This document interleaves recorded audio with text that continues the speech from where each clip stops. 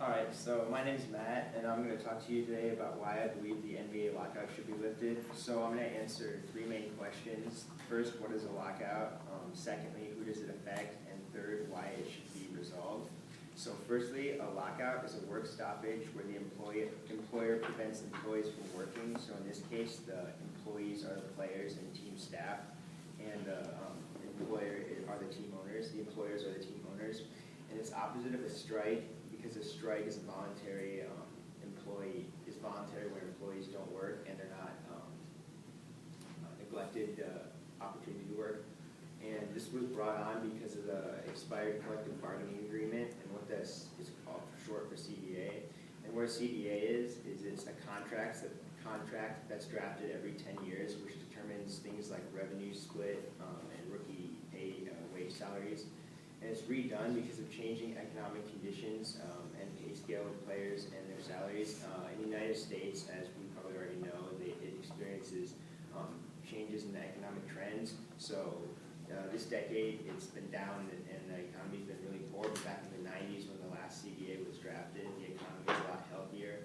So the players were and owners mutually agreed upon a revenue split. In 1998, they agreed that the players received 57% of all revenue and the owners 43%, but now a decade later, they're not agreeing to that as much.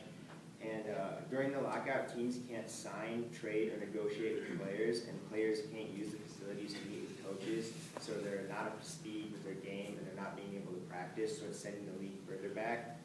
And this affects a lot of people, but it mainly affects players because they're not being paid, and it seems like these guys aren't necessarily struggling financially because they're all millionaires, but a lot of them aren't good with their money and they spend it all and go broke in a hurry, so that a lot of guys are actually in debt right now, which is hard to believe with the amount of money they make. And it affects the employees, from coaches to vendors to valets to ticket salespeople to concession workers to ball boys like me. I'm a team attendant for the Blazers, so I'm one of those kids you see running around doing all those undesirable tasks like getting them food and making them drinks, helping tape them up, and getting them towels and things like that. And finally, it affects the fans because they pay to go to the games. They buy merchandise at the team store, and they pay for the cable television packages like Comcast broadcasts all the Blazer games. So when a lot of fans I know buy this package because they're the only service that does broadcast the Blazer games, and so they're losing a lot of money through that. And it should be lifted for a variety of reasons, but the first is because the league is taking a hit.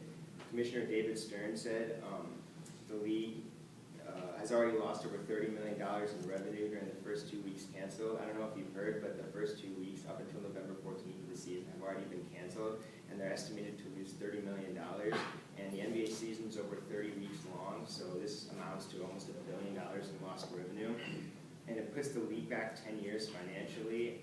$1 billion in lost revenue and all the other deficiencies that come with it are estimated to take over 10 years to recover from. So from the time we had the last lockout, even though it only lasted, I think, 30 games into the season, it took over 5 years to recover. And a lot of teams in the past 10 years have been, I think 22 out of the 30 teams have lost money.